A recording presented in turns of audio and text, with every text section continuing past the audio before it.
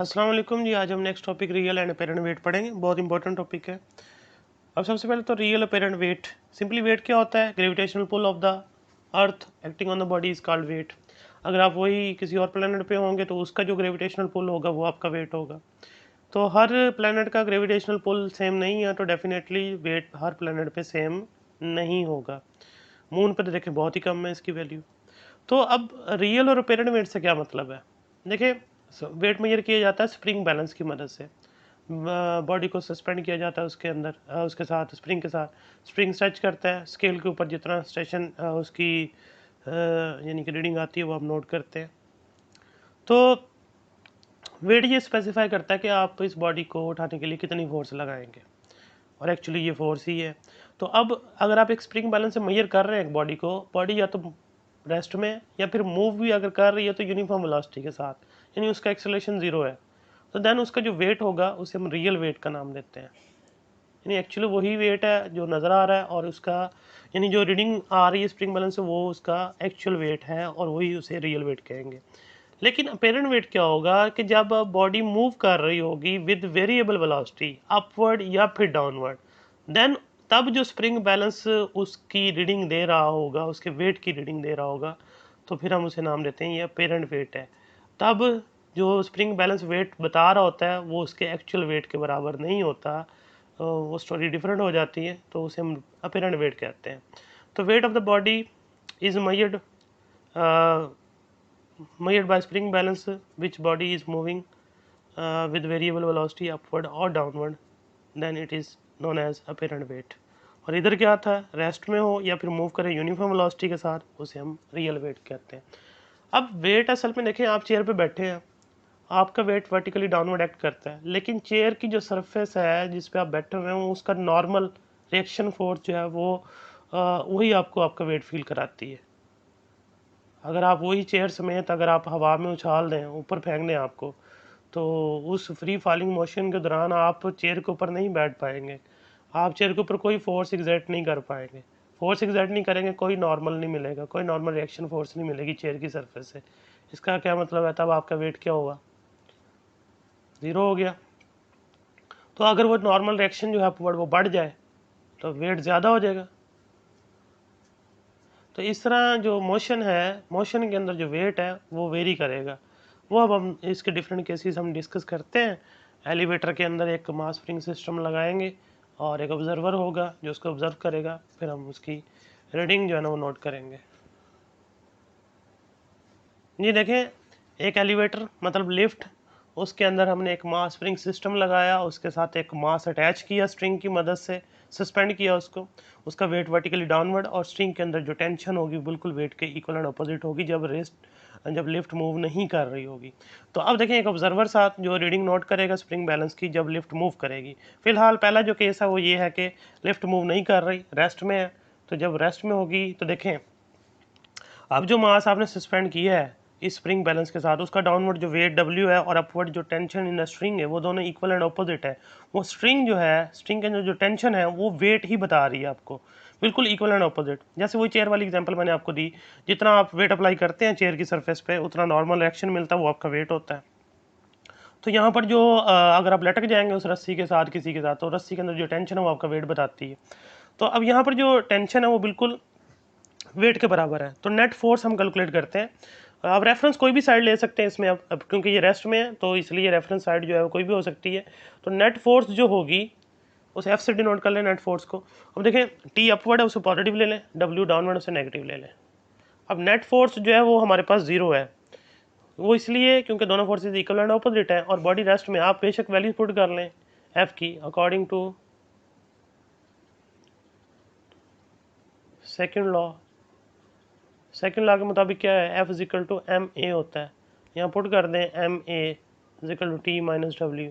हमने कहा था ये रेस्ट में है, जब ये रेस्ट में होगी वी ज़ीरो तो ए भी ज़ीरो होगा, तो ए ज़ीरो होने की वजह से जो सारा आंसर है वो क्या हो जाएगा, ज़ीरो। तो zero is equal to T minus W, तो W is equal to T आ गया। देखें, जो टेंशन बता रही वो वेट है, तो यहाँ पर रियल पे वेट और अपेरेंट वेट आपस में क्या है, बराबर है, इक्वल है। Real and apparent weight equal है, ये पहला केस। अब दूसरा केस देखें, इसमें अब लिफ्ट को हम मूव करवाते हैं। तो पहले हम लिफ्ट को मूव करवाएंगे अपवर्ड विद एक्सेलरेशन ए के साथ।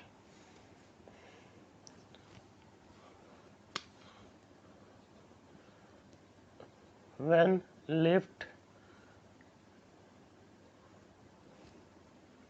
Moves upward with acceleration A, ठीक है जी। अब जब वो अपवर्ड मूव करेगी with acceleration A, upward move करेगी वो, तो उस पर एक्सटर्नली कोई ना कोई फोर्स तो लगेगी ना उसको मूव करवाने के लिए, जिसकी वजह से वो एक्सेलरेशन आएगा। अब देखें जो एक्सटर्नल फोर्स लग रही है वो किस डायरेक्शन में लग रही है, अपवर्ड। इसी वजह से वो अपवर्ड एक्सेलरेट कर रहा है। तो अपवर्ड जब एक्सेलरेट करेगा तो आप देखें जो इस मास के ऊपर जो फोर्सेस हैं, ये पूरी लिफ्ट जो है उसके ऊपर देखें, अब ये उसके अंदर है ना, ये पूरा एक सिस्टम है। तो मास के ऊपर जो फोर्स है वो अपवर्ड बढ़ जाएगी, इसलिए तो वो अपवर्ड मूव कर रहा है with the lift.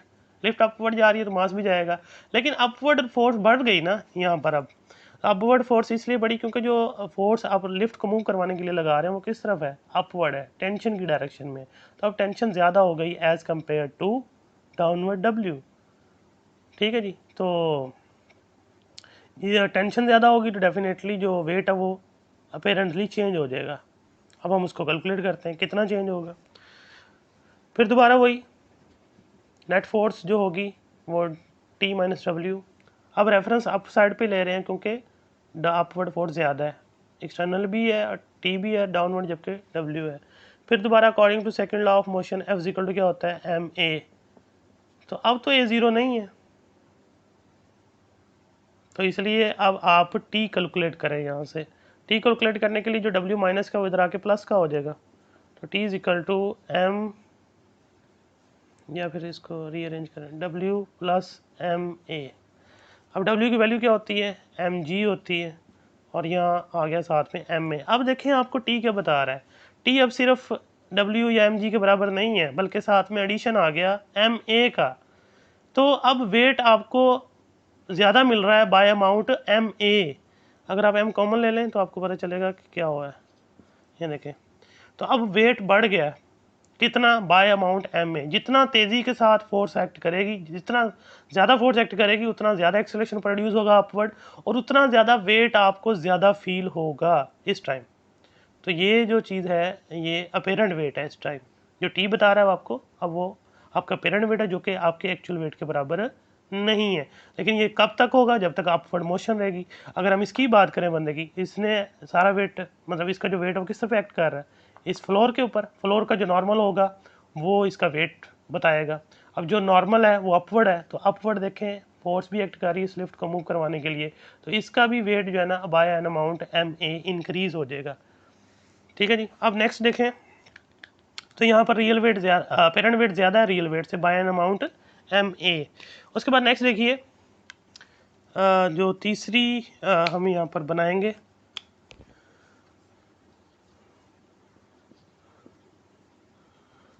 When lift moves downward with acceleration A.